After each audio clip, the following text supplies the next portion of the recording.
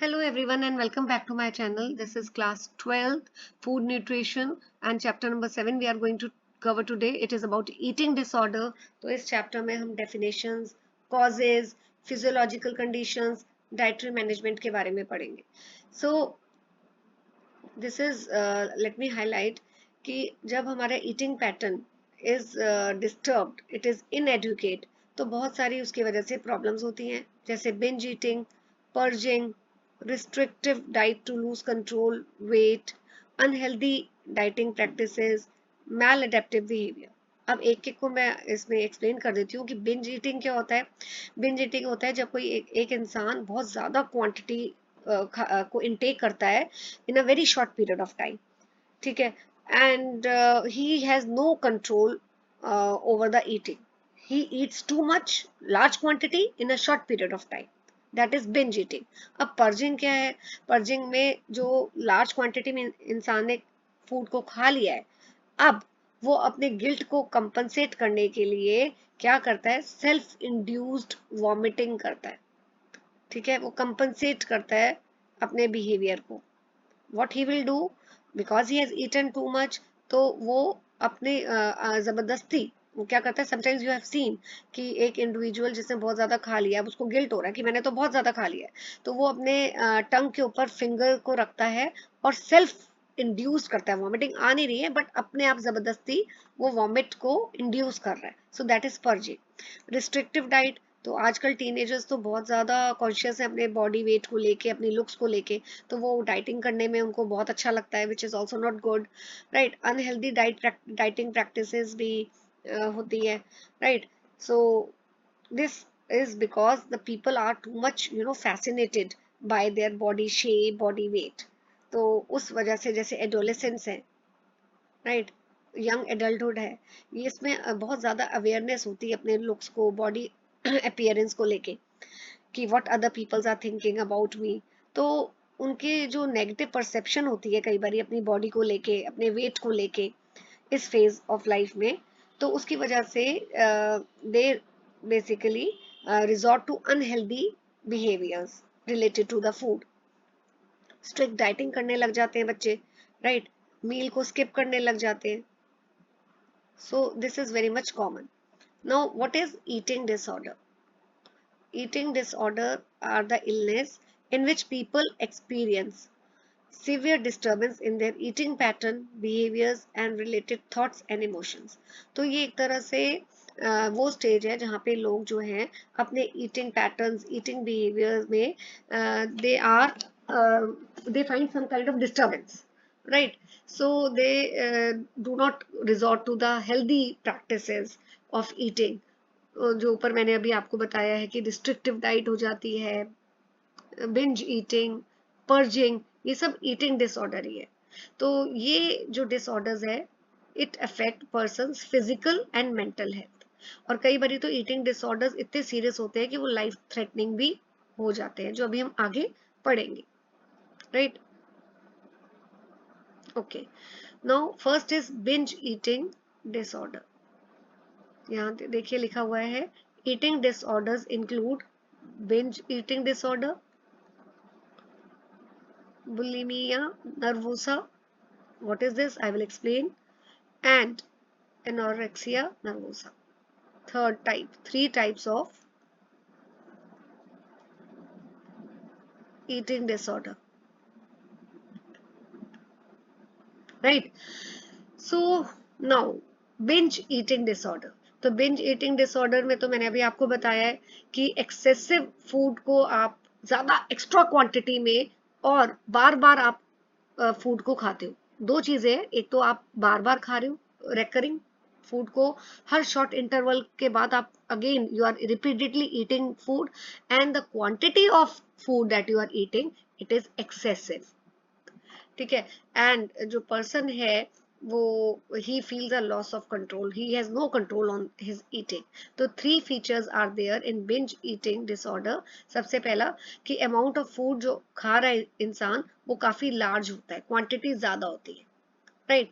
Second जो है बहुत एक्सेसिव ईटिंग तो वो कर ही रहा है लेकिन शॉर्ट पीरियड ऑफ टाइम में, मतलब कि हर 2 घंटे, लेस देन 2 आवर्स बार बार खा रहा है, normally there should be a gap between the two meals, right. लेकिन यहाँ पे जो पर्सन को बिंज ईटिंग डिसऑर्डर है वो खाने को ज्यादा क्वांटिटी में तो खा ही रहा है, लेकिन बहुत शॉर्ट इंटरवल में 2 घंटे के बिटवीन 1.5 और 2 आवर्स, हर 1.5 घंटे के बाद 1 घंटे के बाद वो खाने को फिर से, जो फूड को फिर से वो खाता है।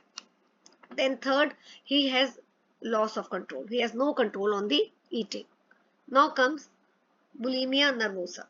ओके, अब देखिए यहाँ पे मैंने लिखा है कि बिंज ईटिंग डिसऑर्डर और बुलिमिया नर्वोसा में क्या फर्क है,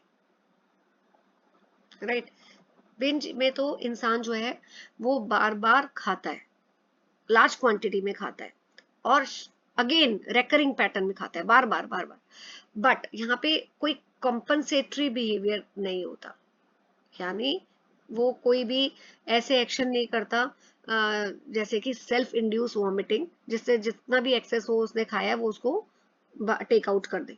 लेकिन बुलिमिया नर्वोसा में भी बिंज ईटिंग ही है, वो ज्यादा खा रहा है, शॉर्ट इंटरवल में खा रहा है, लेकिन यहाँ पे it is followed bye compensatory behaviour, यानी पर्जिंग हो गया, जैसे वो सेल्फ इंड्यूस वॉमिटिंग करता है ताकि जितना भी उसने खाया वो बाहर निकल जाए, एक्सेस, उसको गिल्ट होता है कि मैंने ज्यादा खाया है, तो वो कंपनसेटरी बिहेवियर फॉलो करता है, सेल्फ इंड्यूस वॉमिटिंग।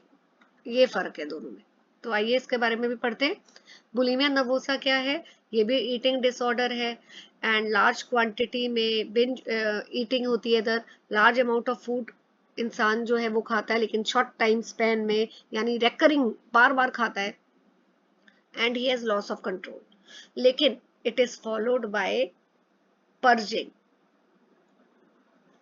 ठीक है, self induce vomiting, excessive use of laxatives और डायरेटिक्स। इसका क्या मतलब है? जो लैक्सेटिव्स है ये वो ड्रग्स है जो हेल्प करती है, that help empty the bowls, ठीक है, बोल मूवमेंट में को बेसिकली इंड्यूस करती है।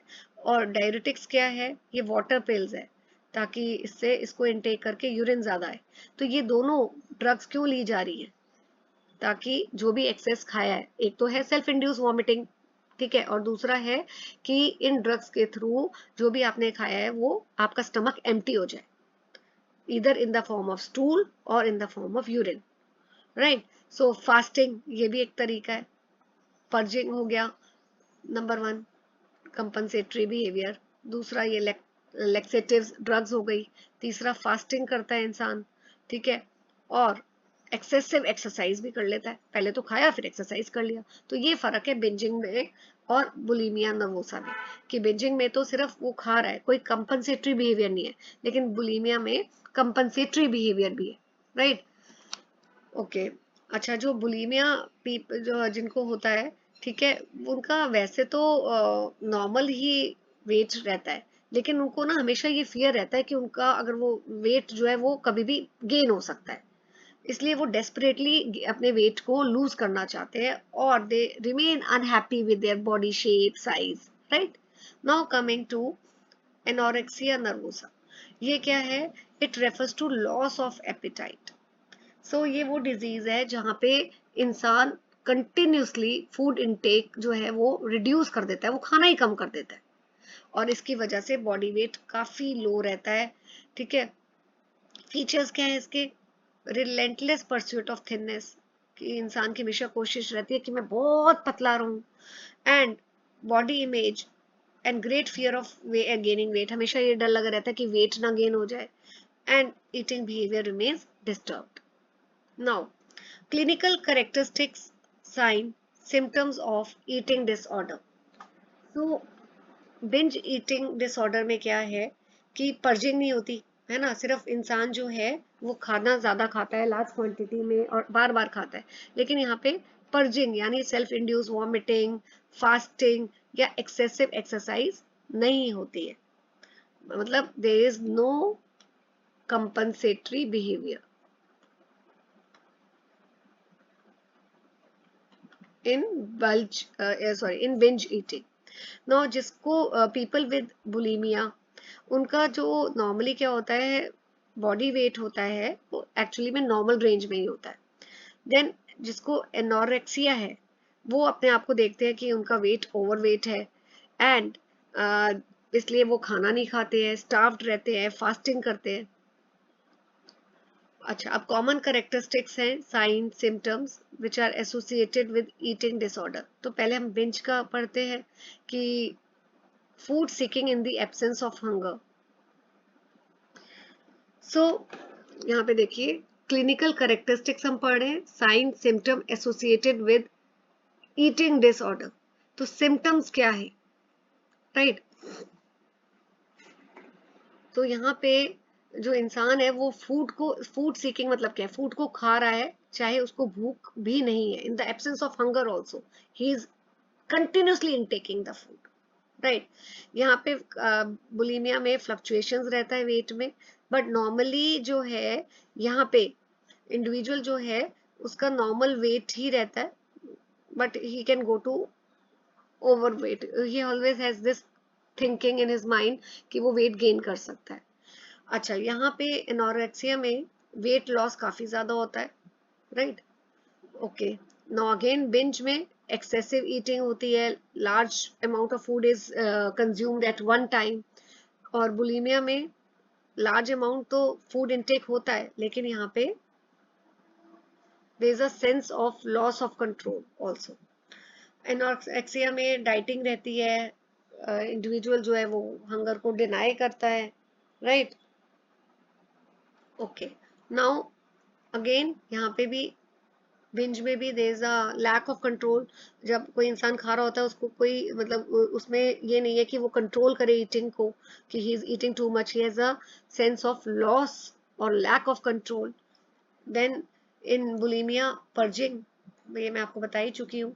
एंड एनोरेक्सिया में हमेशा बहुत ज्यादा हमेशा फियर रहता है कि वेट गेन ना हो जाए। ओके, इन बिंज ईटिंग ये कंपनसेटरी बिहेवियर नहीं होता है, यहाँ पे कंपनसेटरी बिहेवियर होता है, और यहाँ पे एक्सेसिव एक्सरसाइजिंग होती है। Now in bulimia over eating क्यों होती है? क्योंकि स्ट्रेस होता है। और यहाँ पे what problem, this anorexia nervosa can lead to delayed puberty, और फीमेल्स में दिस एमेनोरिया, दैट इज, इसका क्या मतलब है? Absence of at least 3 consecutive menstruation cycle. तो ये एक जो कॉन्सिक्वेंस कह लो या आप इसको प्रॉब्लम बोल लो, ये प्रॉब्लम रहती है कि प्यूबर्टी लेट हो जाती है, और फीमेल्स में तो 3 कॉन्जिक्यूटिव मेंस्ट्रुएशन साइकिल जो है वो एब्सेंट भी रह जाती हैं अगर आप फूड को बिल्कुल ही खाना बंद कर दोगे तो। अच्छा, देन अगेन हियर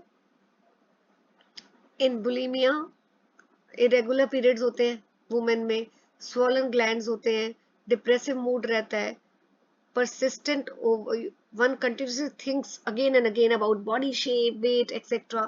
लेकिन एनोक्सिया में स्ट्रेंज ईटिंग हैबिट्स होती है, मील्स को अवॉइड करने लग जाते हैं, ठीक है? एंड सेंसिटिविटी टू कोल्ड, क्योंकि बॉडी में इतनी इम्यूनिटी तो रहती नहीं है, खाना खा नहीं रहे होते हैं, तो one becomes sensitive to cold. और कई बारी तो बोन्स जो है वो भी स्किन के थ्रू बड़ी विजिबल होती है, कि ऐसे लगता ही नहीं कि बॉडी में कोई फैट है, और स्किन जो है वो ड्राई रहती है, स्केली रहती है, राइट? तो ये ईटिंग डिसऑर्डर है।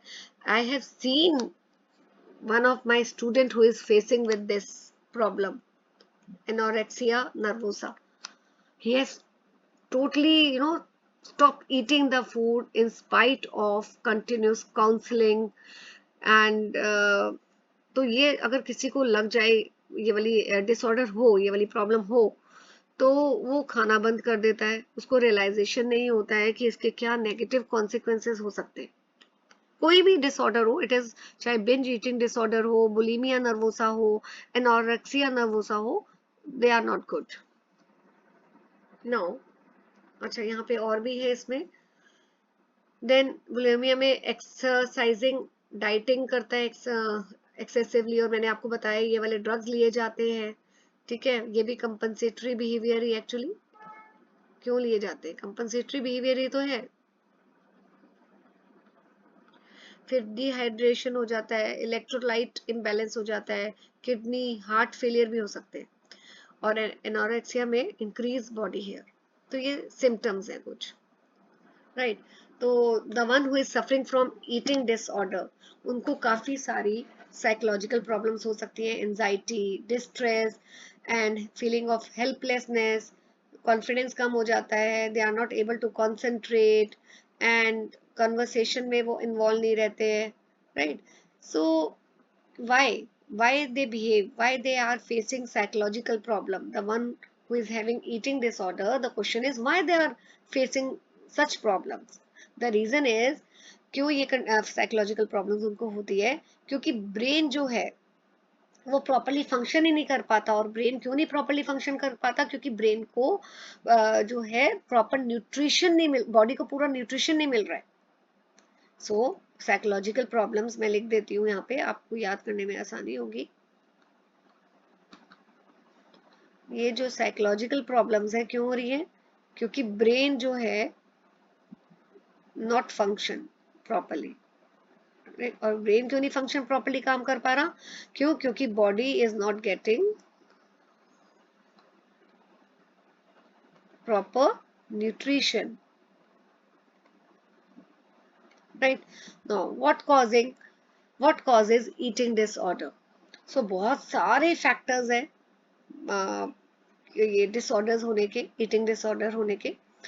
सो वल्नरेबल पर्सनैलिटी. राइट. कुछ फैक्टर्स ये रहे, साइकोलॉजिकल कॉन्फ्लिक्ट यानी कि फैमिली और इंडिविजुअल रिलेशनशिप में. Then socio cultural factors, cult of thinness and dangerous dieting. तो अभी हम इन सारे फैक्टर्स को एक एक करके पढ़ेंगे. Right. So socio cultural idealization of thinness, ये बहुत इंपॉर्टेंट फैक्टर है ऑफ डिसऑर्डर, ईटिंग डिसऑर्डर. तो अभी आपको पता है कि जितने भी यंग बच्चे हैं वो काफी, उनको they are very conscious about their weight, shape, beauty appearance का उनको बहुत ज्यादा रहता है. और आजकल तो सोशल मीडिया, एडवर्टाइजिंग है, ये काफी इन्फ्लुएंसिंग फैक्टर्स हो गए हैं.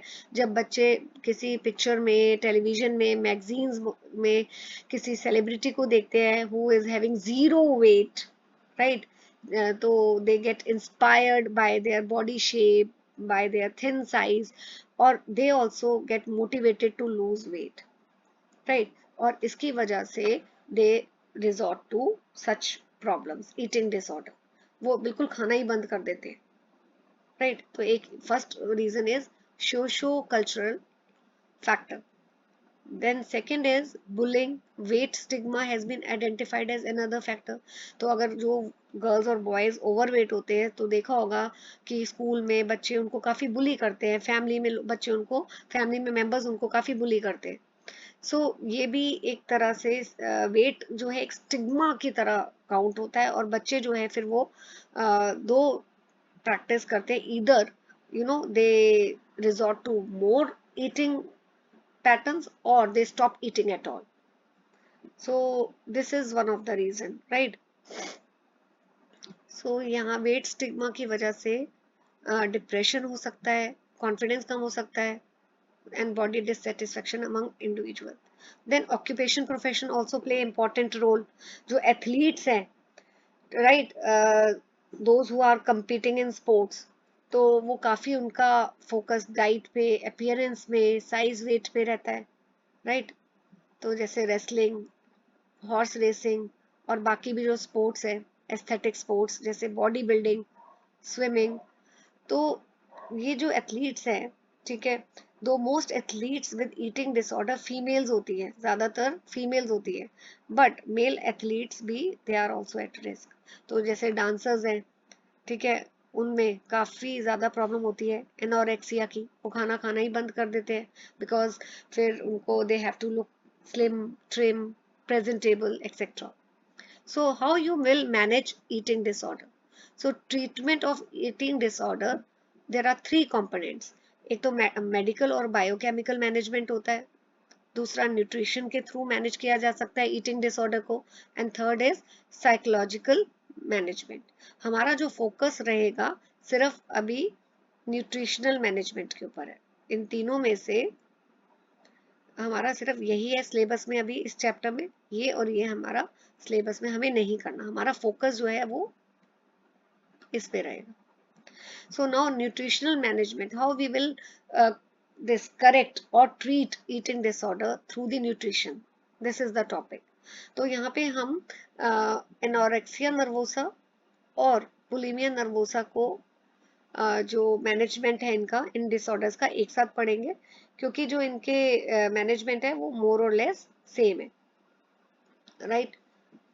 सो स्टारवेशन सिंड्रोम, एक तो पहले हम इसको पढ़ लेते हैं. देखिए ये वर्ड यहाँ पे भी दिया हुआ है. तो बिफोर दिस, मैल न्यूट्रिशन आपको पता है क्यों होता है?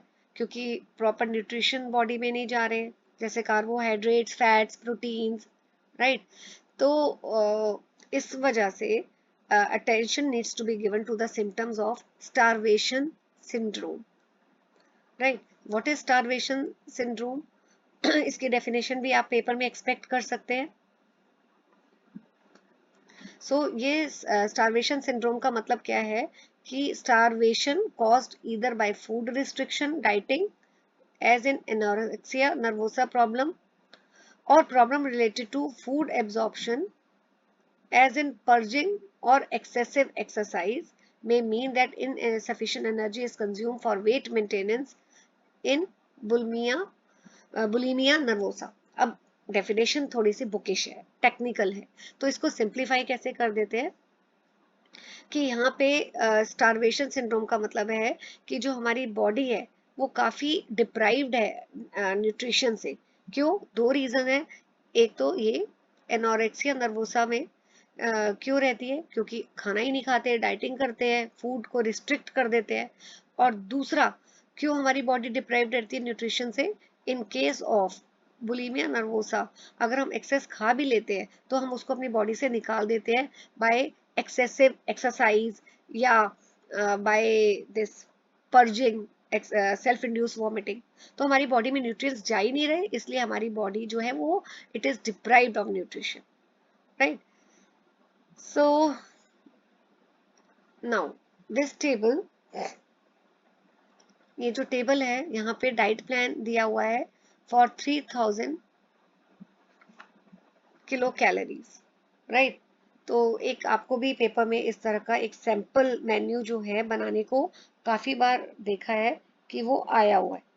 तो ये इस तरह के सैंपल मेन्यूज जो हैं आप एक बारी जरूर पेपर में तैयार करके जाइए, क्योंकि काफी बार जो क्वेश्चन है वो ये आया हुआ है, right. Okay, so let's start with this. या 3000 कैलोरीज का आपको डाइट प्लान बनाना है. अर्ली मॉर्निंग में आप क्या दे सकते हैं? मिल्क शेक 1 ग्लास, और मिल्क विद एनी सप्लीमेंट्स, कोई भी नट्स 8 to 10 पीसेस. ब्रेकफास्ट में पौष्टिक मेथी चपाती दे दीजिए, या वेज योगर्ट सैंडविच, 2 सैंडविचेस हो गए, right, plus 1 cup milk. Mid morning veg soup with cream.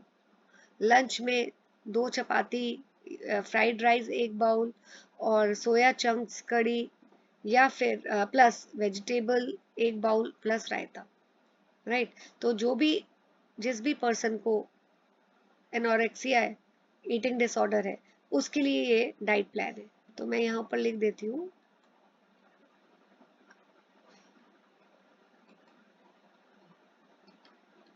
जिसको भी एनोरेक्सिया ईटिंग डिसऑर्डर है उसके लिए ये वाला डाइट प्लान है, ठीक है. मिड आफ्टरनून में वेजी पास्ता या उपमा. इवनिंग टी स्नैक में फ्रूटी मफिन या cup cake, milk. And dinner में चपाती हो गई, दाल हो गई 1 बाउल, आलू गोभी की सब्जी 1 बाउल, मिंट चटनी, कस्टर्ड, या फिर सेविया 1 बाउल. तो इस तरह का आपको आना चाहिए. जब भी आप मेन्यू बनाएंगे तो उसमें आपको इसी फेजेस में कि अर्ली मॉर्निंग में क्या देना है, फिर ब्रेकफास्ट में क्या देना है, मिड मॉर्निंग में क्या देना है, लंच में क्या देना है, मिड आफ्टरनून स्नैक में क्या देना है, इवनिंग टी स्नैक क्या होना चाहिए, और डिनर क्या होना चाहिए, ऐसे प्लान आउट करना है. Now some dos and don'ts. तो सबसे पहले one has to educate oneself about the eating disorder. तो हमें अपने आप को एजुकेट करना है ईटिंग डिसऑर्डर के बारे में, राइट. फिर फैमिली सपोर्ट भी इम्पोर्टेंट है. ताकि पेशेंट तभी रिकवर कर पाएगा अगर उसको फैमिली सपोर्ट है। तो फैमिली को एजुकेट करना, फ्रेंड्स को एजुकेट करना डिसऑर्डर के बारे में, और काउंसलिंग सेशंस अटेंड करें फैमिली मेंबर्स भी, राइट। डोंट्स डूज में और क्या है, पेशेंट को इनकरेज करना कि वो मेडिकल हेल्प ले, ठीक है। उसको तो they have to, you don't have to be forceful with the patient, आपको सिर्फ उनको काउंसल करना है। फिर पेशेंट को इनकरेज करना है कि वो अपने आप को ब्लेम ना करे, गिल्टी फील ना करे, राइट। पेशेंट को इनकरेज करना है कि वो अटेंड करे सपोर्ट ग्रुप्स, राइट। एंड उनको ये भी इनकरेज करना है कि वो कोई स्किप ना करे meals, right. Now what are the don'ts, people with an eating disorder वो काफी सेल्फ कॉन्शियस रहते हैं, सो आपको उनको फोर्स नहीं करना है खाने के लिए या ना खाने के लिए, आपको धीरे धीरे स्लोली एंड ग्रेजुअली उनको मोटिवेट करना है। उनको do not blame the person also, right, and do not hide food to keep the person from binge eating. तो आपको अगर कोई पर्सन है जो who suffering with binge eating disorder, तो आपको ये नहीं करना कि एकदम खाना छुपा दे उससे कि वो ज्यादा ना खाए। ऐसा अगर आप करोगे तो वो और ज्यादा खाना खाएगा। तो इस तरह का जो बिहेवियर है वो अवॉइड करना है। एंड पर्सन को फोर्स भी नहीं करना ईट के लिए, अगर वो एनोरेक्सिया डिसऑर्डर से को फेस कर रहा है तो उसको फोर्स नहीं करना कि वो खाना खाए, ठीक है। सो don't comment positively or negatively on appearance, shape or weight. So this is all about in this chapter. You can do these questions, right? यहाँ देखिए ये वाला इस तरह का क्वेश्चन आपको आ सकता है पेपर में। So in the next video I'll be starting with chapter number 8. Till then stay tuned to my channel. Thank you for watching the video. Please hit the like button, share and subscribe to my channel.